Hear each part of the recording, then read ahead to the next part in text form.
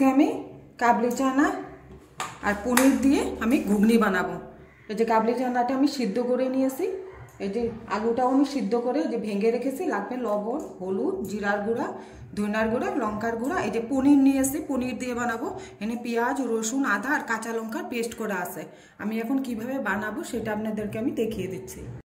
কড়াইতে দেখেন সরষের তেল দিয়ে দিয়েছি, তেলটা গরম হয়ে গেছে। আমি এই যে তেজপাতা 2টা দিয়ে দিচ্ছি। এই যে এর মধ্যে আমি দিয়ে দিচ্ছি পেঁয়াজ, রসুন, আদা, কাঁচা লঙ্কার পেস্টটা।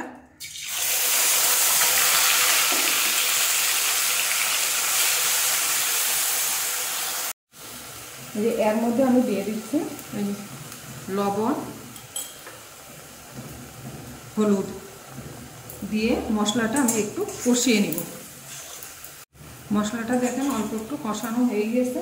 এর মধ্যে আমি এখন দিয়ে দিচ্ছি এই যে জিরার গুঁড়া, দিয়ে দিচ্ছি ধনিয়ার গুঁড়া, আর এই যে দিয়ে দিচ্ছি লঙ্কার গুঁড়াটা দিয়ে এইগুলো মশলাগুলোকে আমি ভালো করে মিশিয়ে নিব। মশলার সঙ্গে আমি মিশিয়ে নিয়েছি।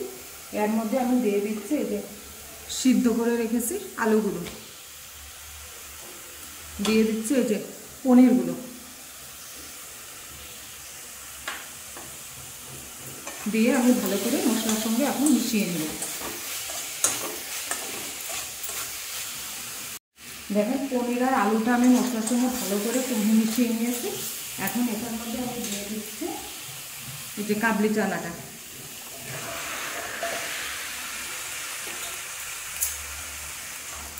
এখন এই চানাটাকেও আমি ভালো করে মিশিয়ে নিব।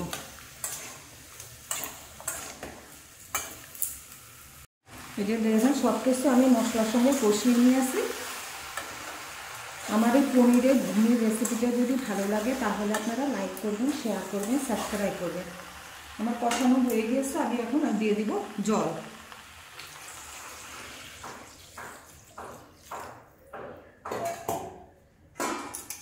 এই যে দেখেন জল দিয়ে দিয়েছি। এখন ঘুগনিটা ফুটবে, তারপরে আমি অল্প গরম মশলা দিয়ে নামিয়ে দেব। এই যে দেখেন আমাদের পনিরের ঘুগনিটা কি সুন্দর হয়েছে। এর মধ্যে আমি দিয়ে দিচ্ছি এই যে এখন গরম মশলা দিয়ে এখন আমি নামিয়ে দেব।